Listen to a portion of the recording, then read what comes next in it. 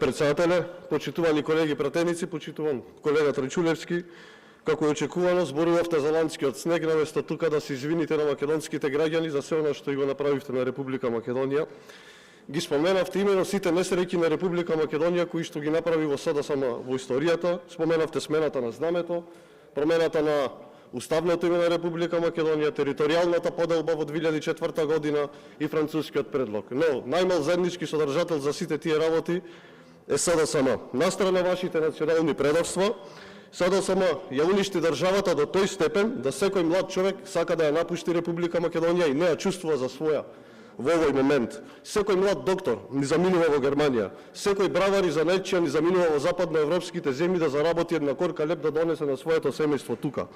А вие буквално ја опустошивте Македонија во овие 7-8 години.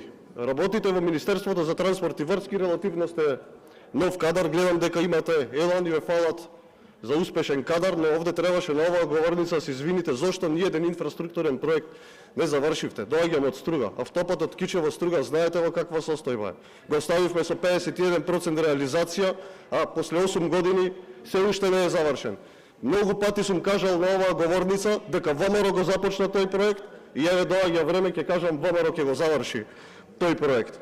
Од денес па натака нема да се гласат криминални закони на СДСМ и ДУИ во ова собрание како законот за лотарија, законот за игри на среќа и некои други закони. Туку оваа влада ќе работи спротивно на се тоа што работеше таа крими коалиција на СДСМ и ДУИ. Ќе работи макотрпно во интерес на народот за да го подобриме животниот стандард. Затоа ќе имате подадена рака да разговараме за сите битни прашања кои се од интерес на граѓаните и на Република Македонија. Наместо оваа седмица да биде свечена, вие ја оптоварувате со вашите безпредметни и безсодржински говори.